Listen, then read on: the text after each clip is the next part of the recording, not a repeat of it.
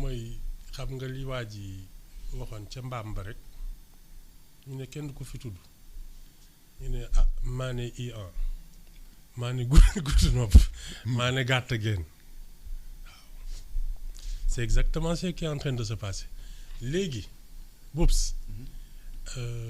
déjà les journaux traditionnels depuis le 24 mars ils sont dans le collimateur des autorités. Les journalistes. Ah waaw. Depuis non les groupes de presse. Les groupes de presse. waaw traditionnels nga xam ne la presse classique quoi. xam nga bi gars yi ñëwee dañu jëkk d'abord dañu recevoir jeunes reporters yi ne leen yéen seen patron yi daal ñooy seddoo aide à la presse bi di jël seen ay retraite ak seen ay cotisations sociales et cetera après ñu arrêter tous les contrats. Oui. Oui. daal di bloquer aide à la presse bi. Arrêter les contrats, bloquer l'aide à la presse. waaw. après ñu xëy bés ne plateforme yi dafa am ay titres yoo xam ne ñii la ñu reconnaître ñii la ñu reconnaître Aïssatou Diop Fall moo ci jóg ba affaire bi ñu ne leen mujj gi teg leen loolu. Dans quelque temps le journalisme ça va être un délit. yor carte de presse. day mel ni jaay yàmba.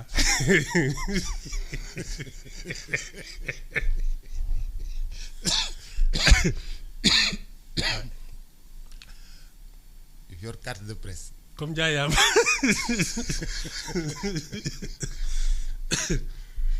mais yow c'est sérieux.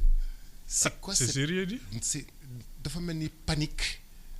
Panique. Pour que Madiambal ne parle pas. Ah, pour que le journaliste ne parle pas. Qu'est-ce qui se passe? Tu sais, moi, dès le début, j'ai dit que son affaire-là, ça ne relève plus de la justice. À un moment, il y a un ko fi woo pour des questions de poursuite pour diffamation, etc. saa yu jotee mu wuyu ji du benn du ñaar fii ku ñu fi woo pour diffamation da ngay dem wuyu ji. Moom cette affaire-là c'est plus du journalisme. C'est pas du journalisme. Non parce que dañu dem ba buub ay waa këram def ci kaso bi fi mu nekk nii ku ko interroger ñu ne la yow dégg naa Babacar Fallou RFM moom jël si nañ ko c'est ça. Mais les journalistes sont dans l'exercice de leur fonction. nee naa la devenir journaliste léegi dans quelque temps être journaliste ça va être un délit. xam nga ñoom nee nañu ay lanceurs d'alerte rek ay nu mu tudd yooyu ñoo leen gënal. ak ay influenceurs. ñoom c'est ça le peuple de 54% là ci ñoom journalistes yi c'est des mooy ñi nga xam ne daal toog muy dox yi ñuy wax noonu. ay ñu ñoo leen doon seetaan ñu leen di dóor di leen kii machin mais bon ce qu'ils oublient c'est que la police. Et la gendarmerie qui arrêtait Wade avant 2000. Ceux qui ont obéi à Wade en 2000 muy jàpp di tëj moom tamit. Macky Sall a échappé de peu mais am na ñeneen ñu dem ce sont les mêmes qui ont obéi à Macky Sall ñoom Moussa Fall ak yooyu gendarme yeeg ñooñu xam nga changé wu ñu trop. dañu jël chef yi rek yi mais c'est le même personnel. ñoom ñoo leen doon jàpp di leen dugal xam nga. c'est eux qui leur obéissent aujourd'hui wala du loolu. C'est cette même gendarmerie de. Et la même police. Et la même police. C'est l'État. C'est comme ça que ça marche. léegi nag c'est le régime qui soit il a de la hauteur. xam ne nous sommes en démocratie et dans un pays de liberté nga respecter loolu. Respecter la sacralité de la vie ou bien tu penses que tu seras éternel te xam nga fii mos dem la. Mais qu'est-ce qui se passe pour que ce monsieur-là ne parle pas, ne doit pas parler? Tu sais, Madiambal est quelqu'un d'extrêmement renseigné, informé. Du waxantu. Et là, on n'est plus dans des histoires de journalisme, de ceci, de cela.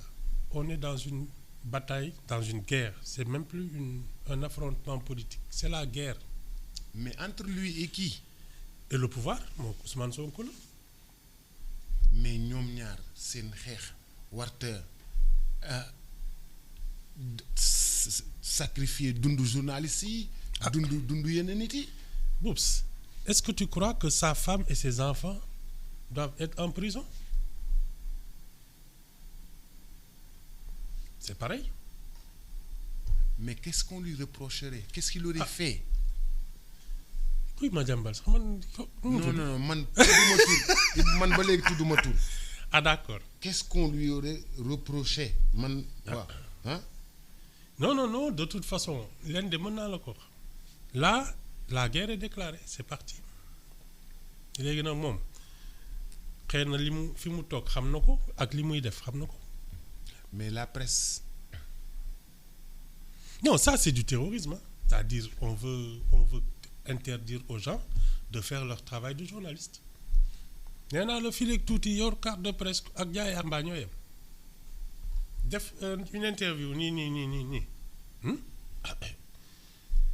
léegi mu nekk kii de crime de sang.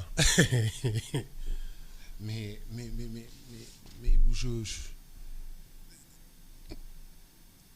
c'est que mënuma qualifier li xew quoi. J'ai beau chercher, j'arrive pas à trouver les mots. Boups. Hein? Tu sais, man, je suis convaincu que de toute façon, tous ceux qui sont arrivés au pouvoir, au début, ils ont pensé qu'ils étaient capables de tout. Xam nga soo ko seenee nii fa nga toog tu te dis je peux tout faire. Et dans ce cas-là, tu as une sorte d'ivresse du pouvoir qui te donne le sentiment que tu peux disposer de la vie et de la mort des gens. Ñi ko fi jéem yëpp dañu mujj reculer. Bu laal buntu bi yow defoon naa gendarmerie ñëw yow bàyyi li ngay def bu laal buntu bi defoon naa gendarmerie ñëw yow kii yóbbu na ma di Amady du gendarmerie toogal toogal.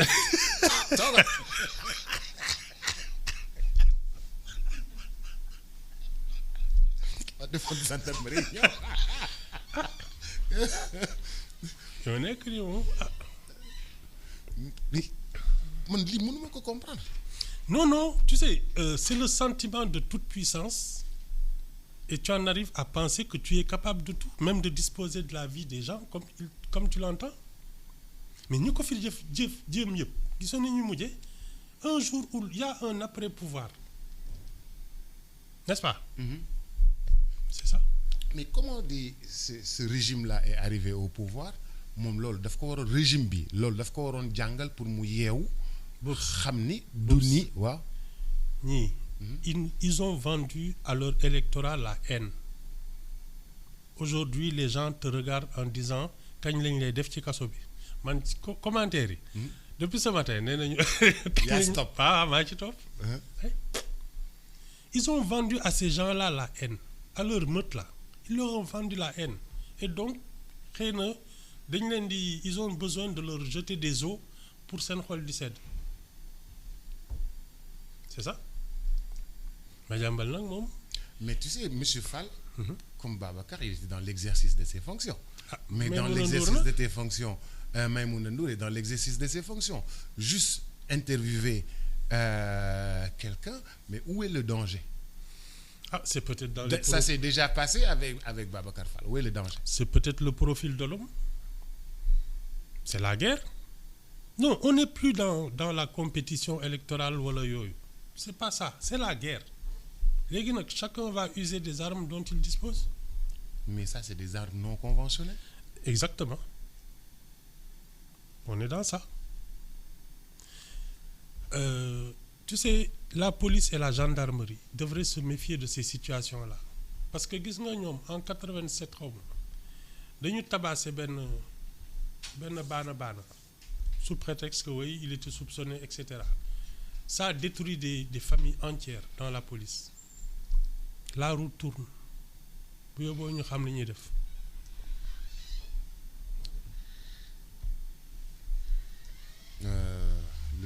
On a vu des choses comme ça dans le printemps arabe. Ma ne la yooyu moom bu yóbboo ñu bañ ci dugg. La roue tourne.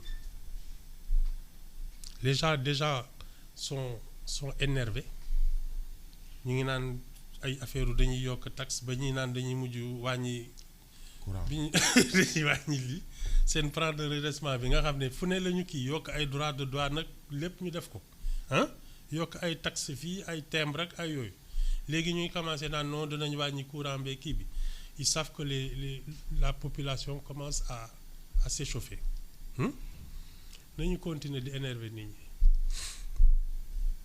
c'est bien. Ibou, nous c'est ça dañoo gagné woon beaucoup en stabilité. On a frôlé le pire entre 2022 et 2024. Même 12. Hein? 2011 2012. 2011 2012 aussi. 88 89. ñoo yàgg nañ ci. On a frôlé le pire. léegi semblant de calme bi nga xam ne moo am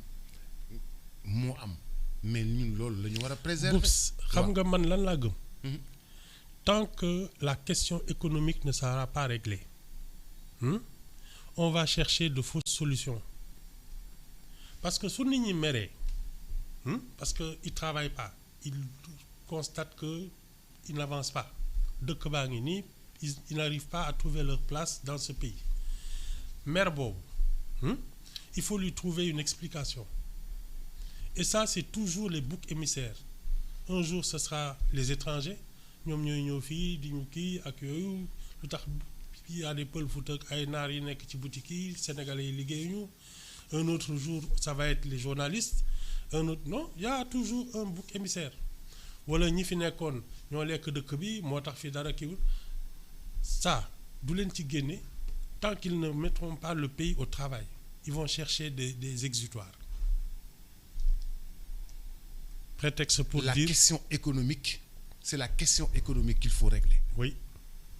Pour que le mécontent... Parce que Nini, c'est leur mécontentement qu'on essaie de calmer. Comme nous sommes mer et on leur a vendu la haine, on cherche des boucs émissaires. Qui m'ont fait nekon, qui journalistes, ñoo doon jàppale Macky Sall, patati, patata, ratatati. Voilà. Comme crise ba ngëna ki, ça va se durcir. Ku ne tisoli sax ñu na la tax nga soj, ñu def ci kaso bi. yàlla nag boo interview ma jàmbal kii nu mu tudd. nu mu tudd ci sax waa jooju rek Ibou bu ko tudd waa jooju. waaw d'accord ku interviewé waa jooju. mais l'intervention de chez Maïmouna Ndour Faye était trop musclée. Non, c'est dans l'excès. Excès de zèle rek. ngay woon chef yi ne yow. Mais ça, la gendarme, la police, l'armée, c'est ça. Obéir aux ordres. Si nous ramasse que ça, qui le problème, c'est celui qui donne des ordres. Est-ce qu'il est respectueux du droit? Est-ce qu'il est respectueux de la valeur humaine? Parce que ni ce sont des exécutants. Bon, tu me diras que tu n'es pas obligé d'obéir tout le temps, surtout à des ordres illégaux. Mais je suis en train de lire Yorodia. Yorodia, il dit même Ben Laden avait droit à la parole sur CNN. Je te dis. Non, ça, moi je pense qu'il y a une certaine nervosité. Parce que le personnage là, qui ngay bañ mo tuddu turam. Waaw. Té nek France. Waaw. Borom nel bi té mu ñol ni waji né France. Waji nit ñi doon interviewer, waaw. Bu ko tudd, waaw. Gëm naa ni il a de la dynamite entre les mains. Mais dynamite entre les mains contre qui? Ses adversaires. Mais c'est même plus des adversaires, ce sont des ennemis. Parce qu'on n'est plus dans la compétition, on est dans la guerre. Man loolu laa gëm. Pourtant wax bind naa ko fi sax de bi ñu jàppee jabar yeeg doom yeeg yooyu ça c'est une déclaration de guerre. C'est plus de la compétition. Ah, maintenant, il faut assumer. Hein? Mais pourtant, Madiambal a semblé arranger les choses. Beaucoup de... pourtant, Wadi, il a semblé arranger les choses avant que les gens ne quittent la prison. Donc, si ay bon ay office. Bops. Wow. Moi, je suis convaincu que c'est ce qu'il sait et c'est ce qu'il tient qui rend tout le monde nerveux. li mu xam. waaw ak li mu yore. waaw mu indi nervosité bi. ba kenn bëggul mu wax. waaw suñu sañoon du sax génn dëkk bi. da leen a rëcc. xam nga Carlos Ghosn. Carlos Ghosn président Renault bi ñu jàppoon Japon. waaw ba ne cëf Israël. waaw boobu de la def.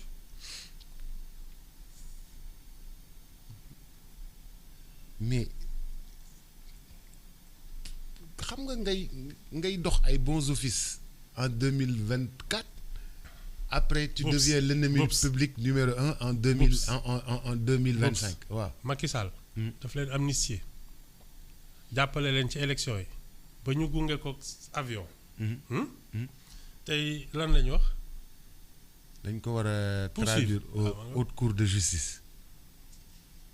C'est ça. C'est le pouvoir qui fait ça.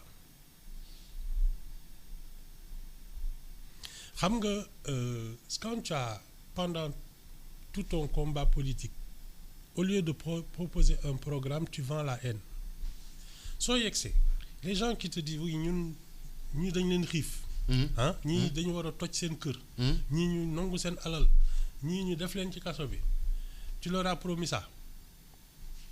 Tu es obligé de le faire. Ah sinon ñu ne c'était des promesses de campagne wala da nga nekk ak ñoom di kii ak yooyu c'est ça. dañ gars yi nañ bàyyi yox bi. Ah c'est ça. Quand tu vends la haine tu es obligé après de service après vente bi la. mais service après vente bi xam nga kenn mënu ko exécuter noonu. Ah ñu ngi jéem de. ah ñu ngi jéem moom. non ñu ngi jéem. oui waa ji mu ne même Boy Djiné est passé sur ITV alors qu'il avait fui la prison waaye fàttaliku Boy Djiné di ko Khalifa Diakhaté interview bi non même Boy Djiné avait droit à la parole. Boubs xam nga man lan laa gëm. Nous on est un État sous-développé. L'État n'a pas les moyens de contenir le mécontentement d'un peuple. te fii ñu jëm nii ci loolu lañ jëm xam nga lacrymogène ça coûte cher ak ay belo fetal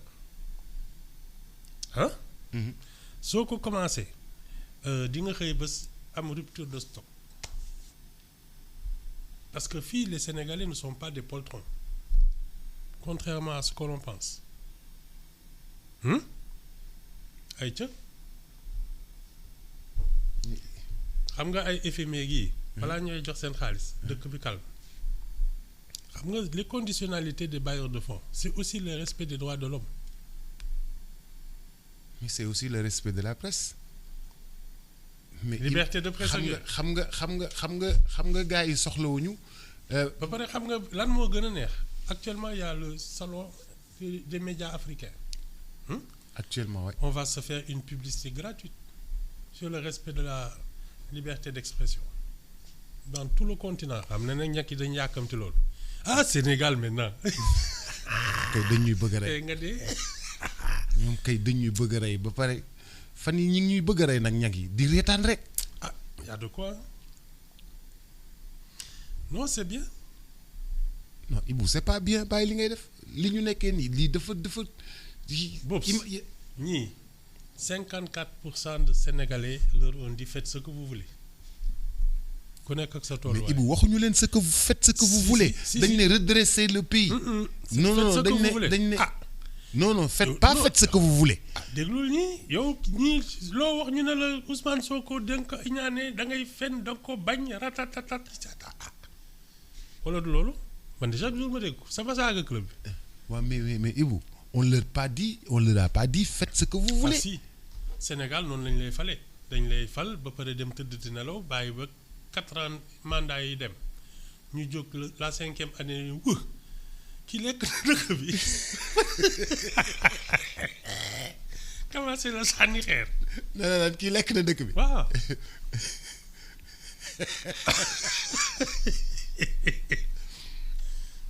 seetaanal rek du ñoom ñu ngi commencé di tabax ñaata prison 9 xam ne. il y a quelque chose qui se prépare. danañ jàpp ba sonn. mais Macky Sall c'est un programme nag ñi fi doon jéem a jàpp ñëpp. prison yi dañoo fees dañoo mujj bàyyi. dama ne la. un État n'a pas les moyens surtout nous nos États là. Ils n'ont pas les moyens de contrôle ay état d'urgence ak parce que ci lañ jëm. mooy les commerçants commencent à dire ñun dañ commencé taay léegi presse bi dëkk yi jeneen yi di dugg di génn ñi ñu déménager ay yooyu. mais est-ce que xam nga président bi soxlawul lii. c'est lui qui gouverne, c'est lui qui assiste à ça. non mais yow xam nga ni président bi soxlawul lii. ah moo xam ne nii ñuy exécuter nii ñuy maltraiter presse bi nii. c'est sous son mandat kii. moo fi woo jeune reporter yi naan leen seen patron yi ce sont des voyous. ñooy lekk seen kii TVA yeeg yooyu di leen expliquer 18% yi seen salaire yeeg càmbar bi. c'est sous son mandat que le ministre de xaw ma nu mu tuddoonati waa ji ne dafay une plateforme pour journaux yi nga xam ne on ne les reconnaît pas. Alioune Sall. C'est son mandat qu'on a arrêté tous les contrats de la presse, bloqué ay comptes, redressement fiscal. C'est lui.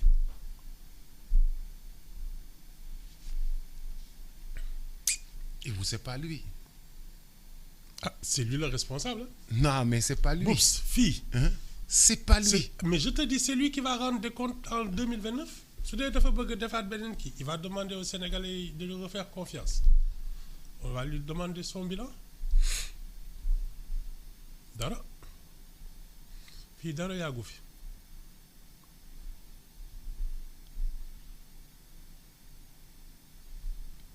Oups, man fekkee naa fii 73. C'est-à-dire? Le pays au bord de l'abîme mooy bi fii Blondin Diop dee. 73. looloo tax sax ouverture démocratique am parce que de 63 à 73 benn candidat moo doon dem élection et il avait dit 100%.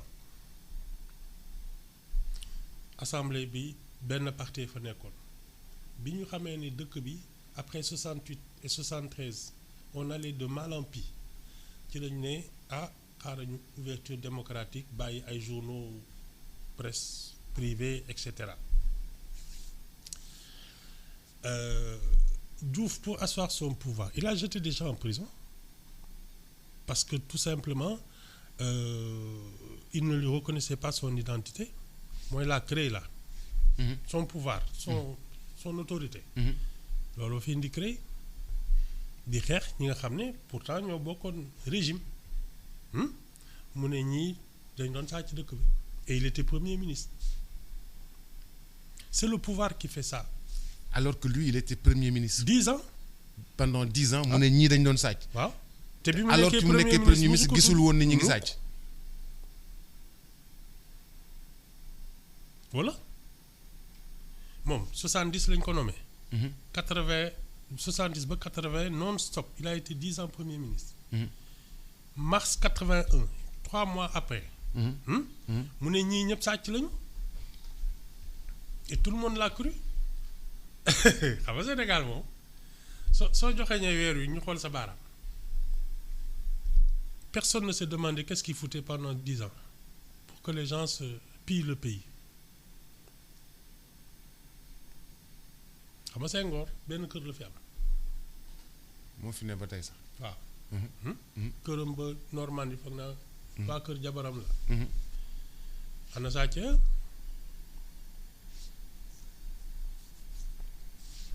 non Wade pareil dafa yegg si rek commencé di kii am ñi ci la gars yi ne non ñun dañuy transhumé dañuy ñëw PDS waaw defuñu dara ñii Macky Sall pareil. mais doo mujj fenn.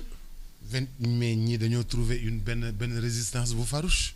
Ban résistance. ah fii am na ñoo gars yi bëgguñoo demuñu Pastef parce que ku bëgg a dem Pastef gars yi ne la bu fi ñëw. ah en plus. ah fii ku bëgg a dem Pastef gars yi ne la bu fi ñëw. mais xanaa ñu bokk nu mu tudd. coalition. Diomaye. ñu wëri. coalition ñu wiiri. dem coalition Diomaye président. wiiri laa fi gis. ak yow Samba Ndiaye dañ ko nommé ñu ne ko du fi dugg. du fi jiite. c'est bien. non Boups. Ils ont vendu la haine. Ils ont vendu la haine. ñii sàcc lañu reykatu nit lañu ñoo tax ci duggaleen seen kër ay milliards nga fa ngeen jël ko yéen li tax ngeen dool c'est parce que kii ñoom Macky Sall seen ay nu mu tudd fonds politique xaw ma lan. wala loolu. dafa araam. c'est ça qu'ils ont vendu aux Sénégalais ñu jënd ko maintenant c'est le service après-vente. Le SAV là il faut l'exécuter à tout prix. Oui il faut ngay jàpp de temps en temps sama compagnie gi ñoom kii kii non kii ma xalaat Macky Sall moo leen jox xaalis ñooñu.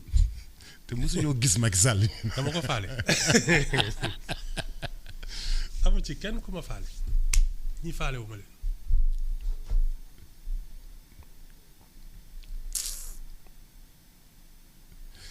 mais ça devient très compliqué. Pas du tout. Si. Pas du tout. Si, mais ça devient compliqué pour les gens. Oui. ñii amuñu doole bi ñu foog ne am nañ ko. lu tax nga ne am nañu doole kay. doole weesuwul fekk émission buy jàll nga arrêté ko. non doole weesuwul. Boups. ku interviewé diw ñu jàpp la. xam nga li lan la. waaw casus belli. luy casus belli. mooy li déclenché guerre. xam nga japonais bi ñuy bombardé. Pearl Harbor. waaw. loolu mooy casus belli genre bii la. léegi nag ñi ngay songanteel. xamoo nañ toll. gis leen ñuy dem rek. mais xam nga moo tax j'ai pitié. tu sais que Madiambal et sa famille vont aller aux Nations Unies sur les questions de détention arbitraire. Nations Unies lañ jëm ak ñoom. détention arbitraire. xeex la rek. mais et ce sera pas seulement des questions juridiques. Ibou je te donne un exemple. Imagine xam nga presse àdduna bi yëpp ñu ngi ñëw Sénégal. mais moom laa lay wax. waaw xaaral africaine waaw la presse africaine yëpp ñu ngi ñëw Sénégal. imaginez ñu ne une semaine sans presse est-ce que président bi soxla na loolu est-ce que réew mi soxla na loolu. en tout cas suñu mbokku ñekk yi dinañ am lu ñu nettali. lu ñu yóbbaale ñoom kay ñi ngi ñëw ñoom. sérité waaw non xam nga réew mi soxlawul loolu réew mi au moins stabilité la soxla. non réew mi au moins dal la soxla. réew mi liggéey la soxla. waaw chaque régime assume ses fautes. yow tu as la légitimité de prendre les décisions si elles sont bonnes tu assumes si elles sont mauvaises tu vas assumer c'est leur responsabilité dañ leen seetaan rek ba fa xam fu mu mujjee. waaw mais Ibou réew mi moo soxlawul loolu réew mi moo laaj dal fi mu toll xam nga économiquement problème bi déjà. 54% yi waxuñu loolu de. lan la ñu wax. na jax na ñuy dem kaso nañu jël seen alal nañu tëj seen lii ay loolu la ñu wax regarde les réseaux sociaux Abdourahmane Diouf bi ne noonu nañu réew mi dafa sañ dafa. réew mi dafa war a dal. waaw dégg nga ñu koy yegg.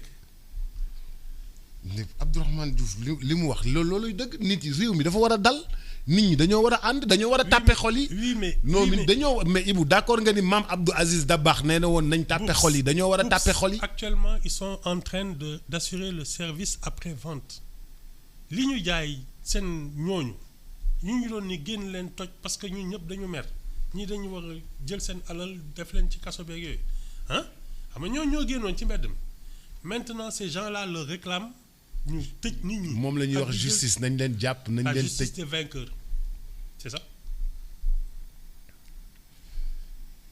ah Ibou man de Sénégal dama ci. soo fi nommé benn waaye ñu ne la kii ci ñee la bokkoon bu mu fi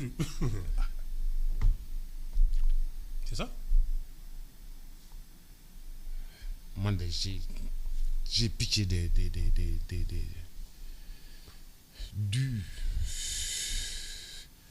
du président en fait moi j'ai pitié. pour non mais parce que dafa. kii mu ngi ci jàmm de. non waa xëy na moom mu ngi si jàmm. waaw xëy na mais Ibou su ma sañoon réew mi dafay dal daal. mandat. su ma sañoon réew mi dafay dal. non Boubs.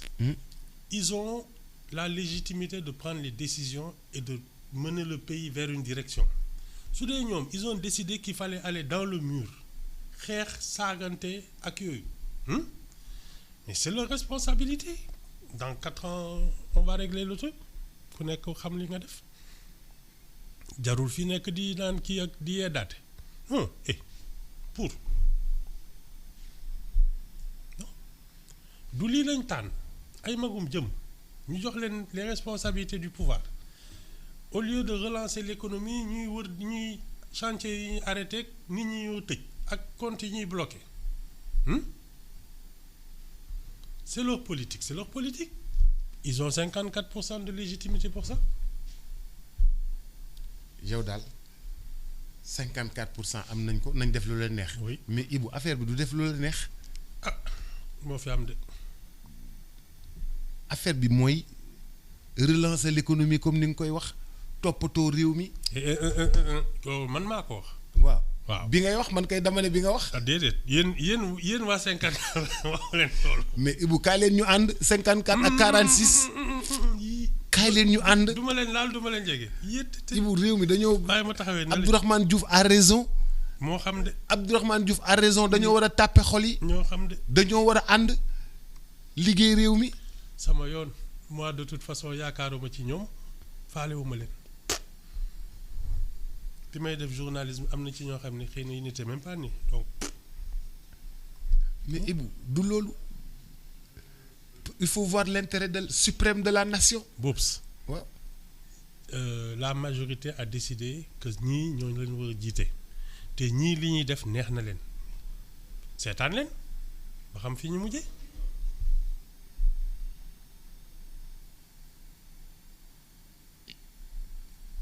leen de mën naa la ko wax Macky Sall moo tooñ ñëpp. Ibou bàyyil Macky. Ibou bàyyil Macky. moo tooñ ñëpp. moom. moo tooñ ñëpp moom mu tooñ boppam sax c'est son problème mais ñëpp la tooñ liñ ko war a poursuivre. du lii gars yi wax Macky Sall. il faut le poursuivre pour autre chose. pour jàppale avoir génne gars yi jàppale gars yi. et il savait bien ce qu'il faisait. c'est ça il savait qui il libérait. président de la République. waaw. moo ñu gën a xam li xew. moo ñu gën a xam li xew. saa waay del ubbi bunt bi ndànk dama defe ne gendarmerie la saa waay dama defoon gendarmerie dugg si la yow booy si tit. non Assane.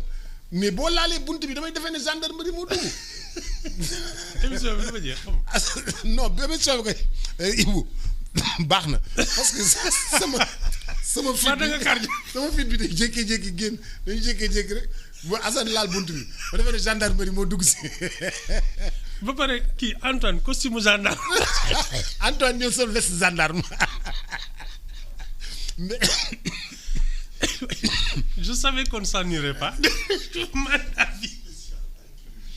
édition spéciale mooy ñëw léegi benn édition spéciale la ñuy def parce que entre ce qui s'est passé hier. xam nga yow sax bleu marine gendarme. édition spéciale ñu bàyyi la rédaction ñu daal di leen indil ay xibaar léegi édition spéciale à tout de suite.